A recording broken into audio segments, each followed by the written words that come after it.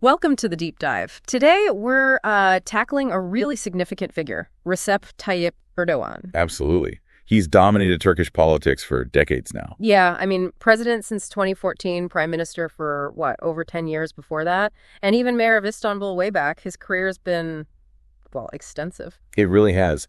Just looking at the source material, the sheer length of his political life is quite something. From the 90s right up to today.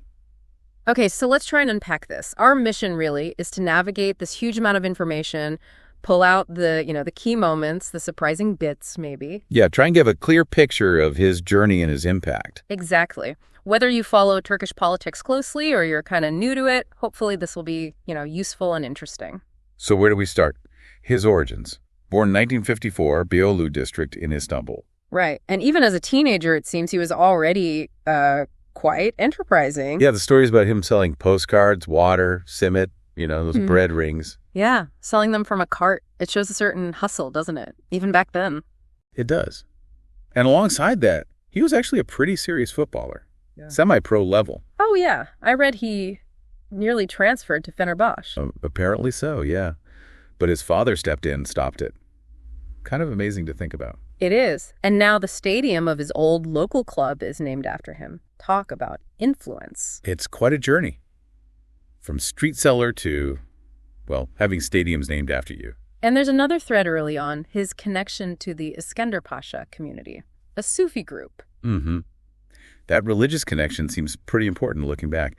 These communities often have, a lot of social weight in Turkey. Which ties into his education, right? At Imam Hatip High School. Exactly. A religious vocational school, curriculum heavy on Quran, Prophet's life, Arabic. They were and still are quite significant institutions. Representing a more conservative religious outlook within the secular state, generally speaking. Yeah.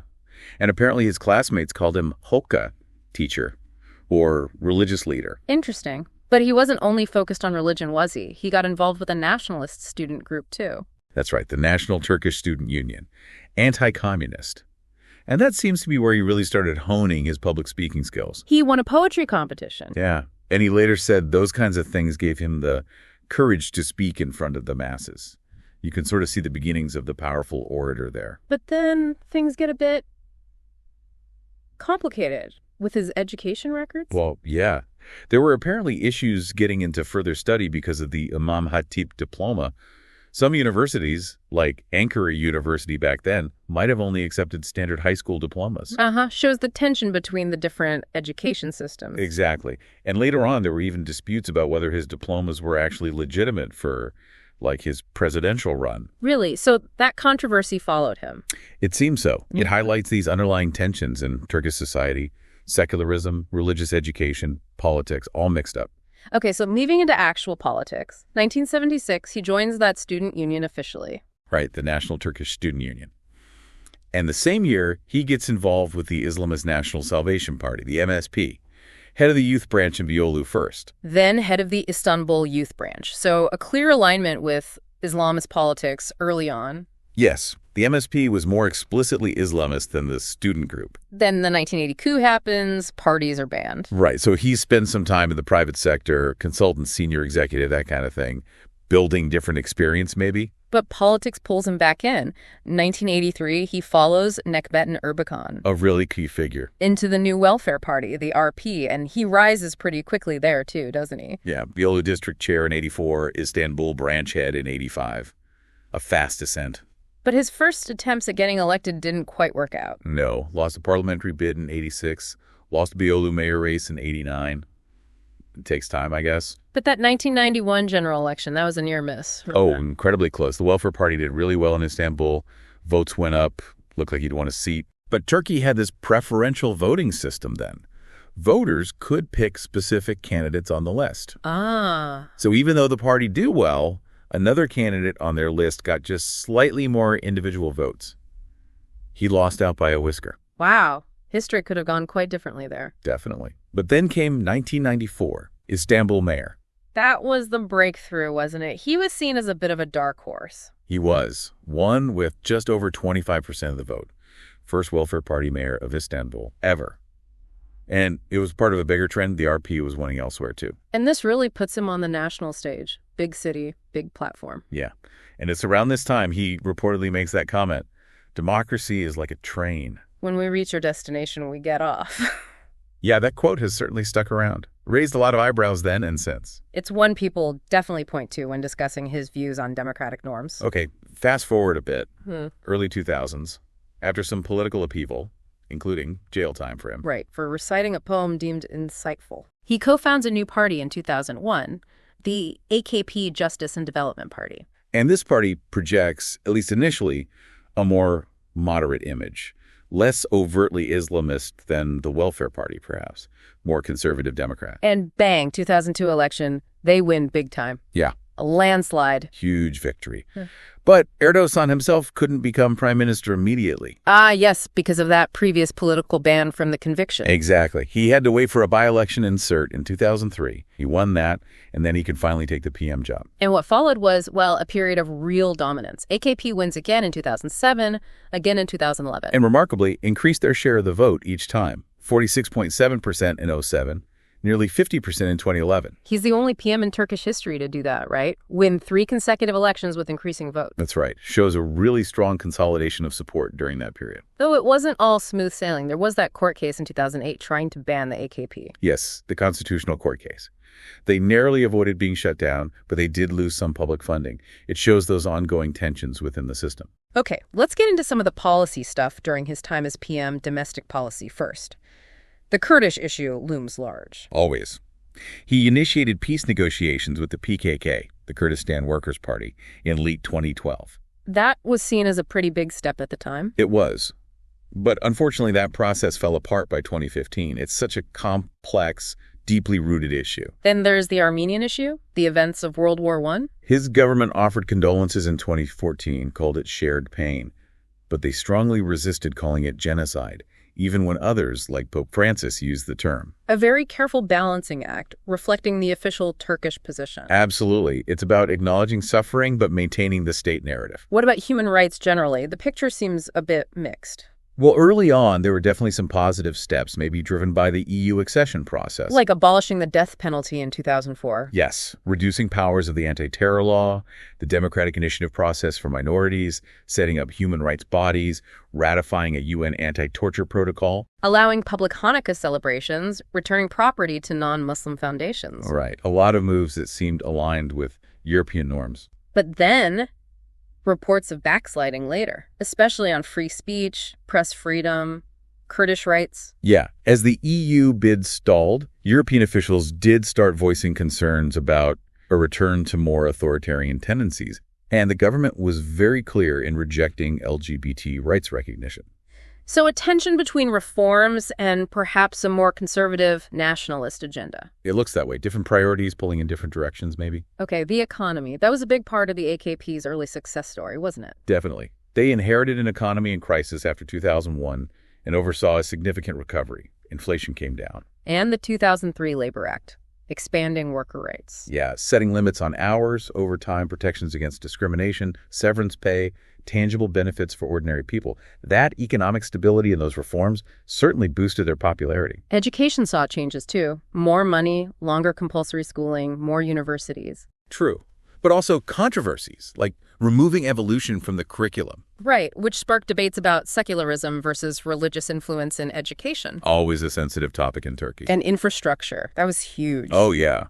Highways, high-speed trains, the Marmaray Tunnel under the Bosphorus. New bridges, very visible projects. Exactly. Powerful symbols of progress and modernization, good for connecting the country, but also good politics. Now, his relationship with the judiciary often seemed quite tense. Yes. Accusations flew around about him trying to influence judicial appointments. And he wasn't shy about criticizing court decisions he disliked. Calling one ruling a disgrace to the justice system. That's pretty strong language. It raised questions about judicial independence, for sure, a recurring theme, that tension with independent institutions. The military. The famous e-memorandum in 2007. Right. The military objected online to Abdulugul's presidential candidacy. And government pushed back hard. They did. It was seen as a major moment in shifting the balance of power away from the military and towards civilian government. a real assertion of authority. And finally, healthcare reforms, aiming for universal coverage. Yes, that was another key part of their social policy agenda, trying to improve access for everyone. Okay, let's shift to foreign policy during his premiership. The EU was a big focus initially. Yeah, membership talks started in 2004. A lot of optimism early on. But it stalled, didn't it? It did. Complex reasons on both sides. Frustration grew, priorities shifted, both in Turkey and in the EU. Relations with Greece and Cyprus remained tricky. Perennial issues. Long-standing disputes in the Aegean and over Cyprus. And Armenia, still difficult despite some attempts at dialogue. Those historical grievances are hard to overcome. Interestingly, ties with Russia started developing more. Yes, a pragmatic relationship began to form. And the U.S. Obama called it a model partnership at one point. He did. There was definitely a period of closer cooperation early in Obama's term, seen as a bridge between the West and the Muslim world. But that cooled off later. Yeah, as regional situations changed, particularly Syria, differences emerged. Geopolitics got complicated. Turkey was involved in Iraq, too, and Israel. That relationship went through massive swings. It really did. Improved ties initially, but then the Gaza flotilla raid in 2010 happened. Right, that was a major breaking point. Erdogan's rhetoric became very harsh. Extremely. Accusations of state terrorism, calling Zionism a crime against humanity, though he walked that last one back. But very strong condemnation, especially during the 2014 Gaza conflict. A huge shift from where things were a few years earlier. Absolutely. Marked a real downturn. And Syria, another dramatic change. From good relations and free trade to outright hostility once the civil war started in 2011. Turkey backed the opposition, took in millions of refugees. Yes, a massive humanitarian crisis resulted, and it created friction with Syria's ally, Iran.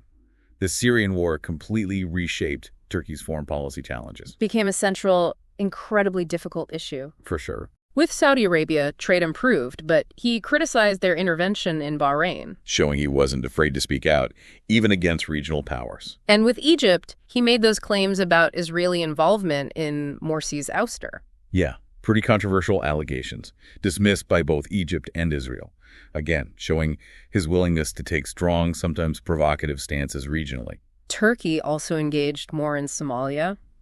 And we can't forget the big corruption scandal in 2013. Right, the $100 billion scandal. Oh, yeah. It implicated people close to him, even reached towards him, caused huge domestic turmoil. A major challenge to his authority just before the move to the presidency. Definitely. It shook things up significantly. So 2014, he runs for president the first time it's a direct popular vote. And he wins, just under 52%.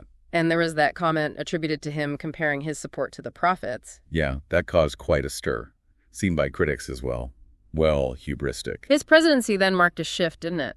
A more active role for the president. Definitely. He made it clear he wouldn't be a neutral ceremonial figure like past presidents. He intended to be fully involved in governing. A move towards a much stronger executive. Exactly. Signaling a departure from tradition. He won again in 2018 and then 2023, though that last one had controversy around term limits. Yes. There was legal debate about whether he was eligible to run again. But he did, and won in the second round. He has said he plans to retire in 2028, though. And the biggest structural change under his presidency was that referendum, right? Moving to a presidential system. A huge change. Concentrated much more power in the executive office, his office. Yeah. Highly controversial, highly debated. A fundamental shift in Turkey's governance. Absolutely, with major implications. Domestically, as president, the new presidential palace, the Aksaray, that caused a lot of friction. It did. Built on protected land, court orders ignored, massive cost. Around $350 million. And originally meant for the PM. It became a symbol for critics, didn't it? Of alleged extravagance and disregard for rules. It definitely fueled opposition arguments. And the media landscape seems like controls tightened significantly. Yes, reports of increasing restrictions on both traditional media and social media. Things like blocking Wikipedia for a time. He even boasted about destroying certain civil groups. Claimed they were working against the state. These actions drew a lot of international criticism about freedom of expression. Then the 2016 coup attempt. That was a seismic event. Absolutely pivotal. Led to a state of emergency, huge purges across the state, apparatus, military, judiciary, education. Thousands arrested or dismissed. And new laws making it harder for the legislature to investigate the executive. Effectively, yes. Critics pointed to this as a major step towards authoritarianism, concentrating power even further after the failed coup. A period of massive upheaval. For sure, changed the political landscape profoundly. And the economy during his presidency, facing real challenges. Yeah, high inflation, the lira depreciating significantly. That's become a major headache for the government and the public. Economic concerns often hit approval ratings hard. Always a critical factor. Yes. Okay, foreign policy as president. His rhetoric towards Europe sometimes got pretty fiery. Threats about refugees. Yes. Using the refugee situation as leverage at times, relations with the EU remained strained. And the whole Finland and Sweden NATO bid saga. Right. He initially blocked them, accusing them of harboring groups Turkey deems terrorists. Caused a big diplomatic standoff within NATO. It did. Eventually, Finland got in, and then Sweden, after more negotiation, reportedly linked to things like F-16 sales from the U.S.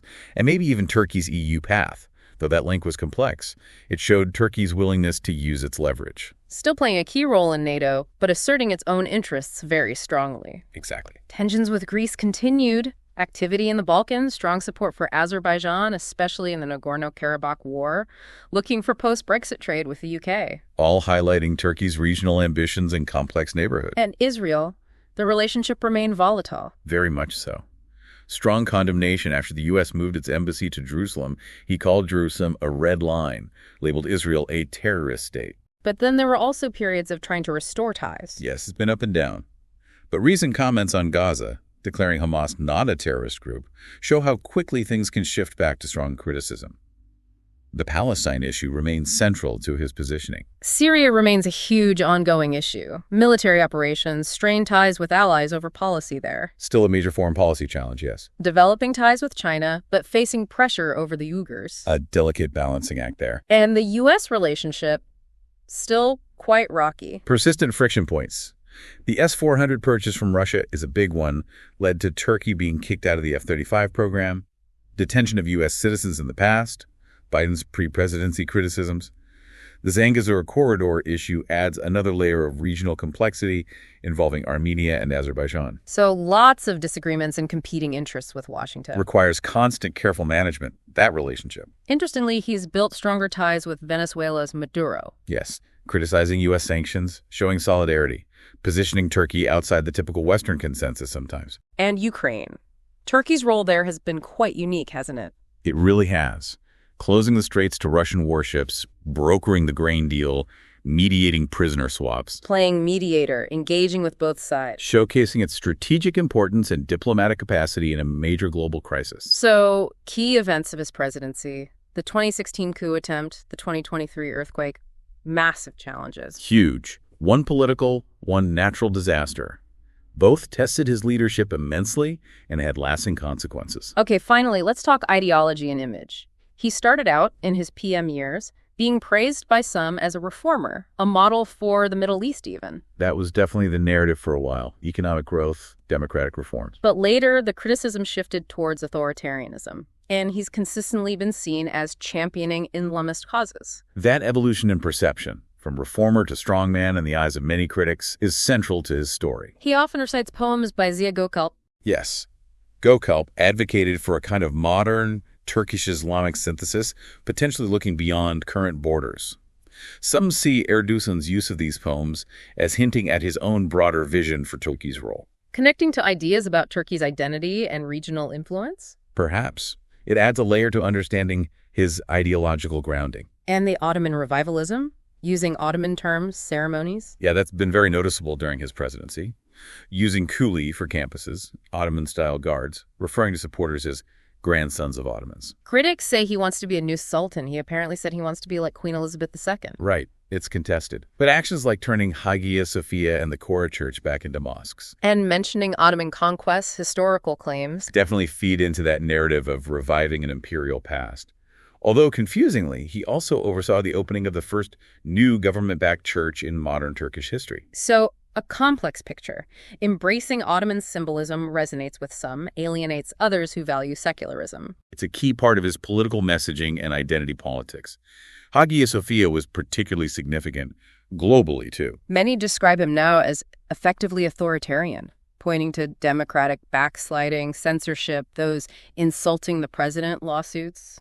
The term Erdoğanism has even emerged to capture his specific style of rule and ideology. Reflecting that personalized dominance. Exactly, a distinct brand of leadership. And his views on minorities often draw criticism. Particularly regarding LGBT rights, public rejection, homophobic statements from officials, anti-LGBT rhetoric and campaigns. And the Jewish community, condemning anti-Semitism sometimes, but also controversial remarks. Yes, like blaming Jewish capital for bad press, leading to accusations of using anti-Semitic tropes. These are really sensitive areas where his government stance and his rhetoric have faced significant international scrutiny. So wrapping this up, we've covered a huge amount of ground, just scratching the surface, really, of Erdoğan's long and incredibly impactful career, drawing from just one detailed source. Yeah, what's striking is just the sheer scale of it all. Decades at the center of Turkish politics, from those early days selling simit to, being this major, often polarizing figure on the world stage. Absolutely. And you see how the domestic and foreign policy stuff is all tangled together, constantly interacting. And his own image and ideology, how that's shifted, or maybe how perceptions of it have shifted over time. It's been a journey marked by huge successes, by his supporters' lights, and significant controversy and challenges. A really complex and dynamic leadership. Which leaves us with a final thought, maybe for our listeners to ponder. Considering everything we've touched on, this long trajectory, the different ways he's been characterized, what do you think will be the single defining aspect of Recep Tayyip Erdoğan's legacy for Turkey and for the wider world? That's the big question, isn't it? There's certainly a lot to think about, and his impact is undeniable and still unfolding. Definitely encourage everyone to keep exploring and thinking critically about it.